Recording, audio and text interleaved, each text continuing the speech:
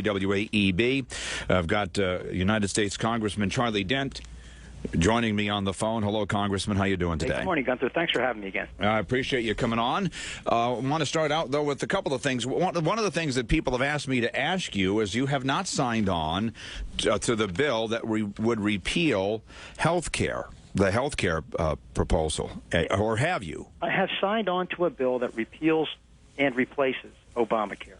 It's a bill that was introduced by Wally Herger, who's a Republican member of the Ways and Means Committee, that I think one of the leaders on the health care issue.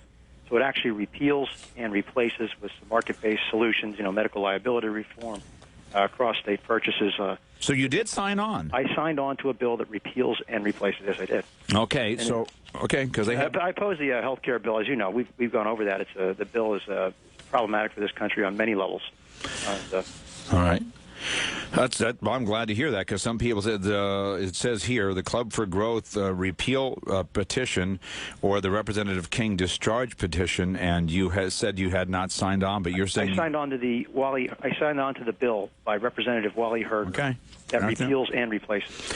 Where do you stand? There's 81 members of Congress filed what's called an amicus brief in support of the Arizona immigration law, and as I look down here, I don't see you. I will be signing. That was introduced, I think, before I had a chance. I intend to sign on. I've talked to Brian Bilbray about it.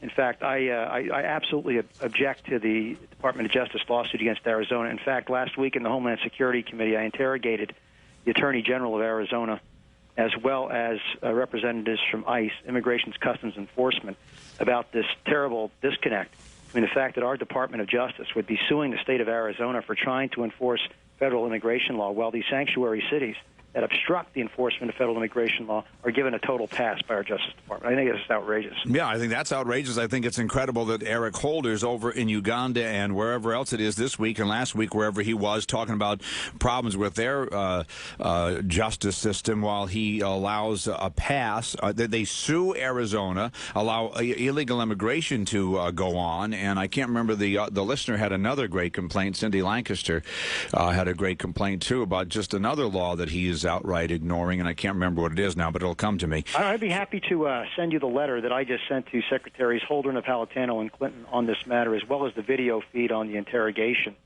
on this issue. In fact, last week, I asked the Attorney General of Arizona point blank, as the head law enforcement officer of the state of Arizona, and he's running against Janet Brewer, the governor. I said, doesn't this offend you that your state's being sued by the Department of Justice? And he was equivocating on the answers. Don't Republicans have any guts at all? If all you guys in the House can't take turns reading the price budget in front of whatever cameras you can get, C-SPAN is free, then give it to the Senate and let them read it and filibuster ad nauseum. Voters would love it. It would focus on the dishonesty of the Democrats and show a way out of this debt.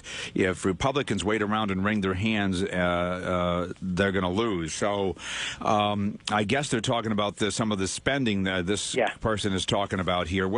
Is that what he's referring to? Well, I think what he's referring to is the fact there is no budget. I mean, this is the first time since 1974 that the House hasn't even attempted to pass a budget.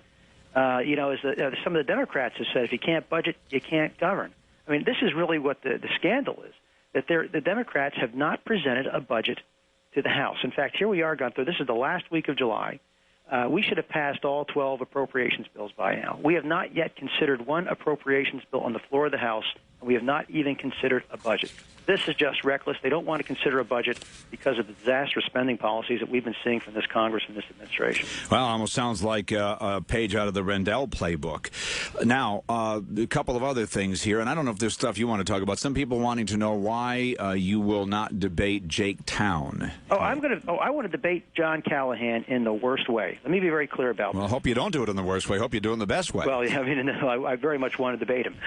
Look, John Callahan has avoided talking about any issues of substance throughout this whole campaign. I mean, you really have to drag any kind of a position out of him. And I want to make sure he has maximum time to explain himself and his positions and his defense of Nancy Pelosi's agenda, whether it's on card check, cap and trade, the health care bill, which he supports. He won't talk about closing Guantanamo Bay. I mean, it's been months. He will not talk about issues. He wants to hide behind Jake Town. That's a fact. And given the events of what happened with Jake over there in the Easton with his band, I think it's it's really raised a lot of eyebrows. Was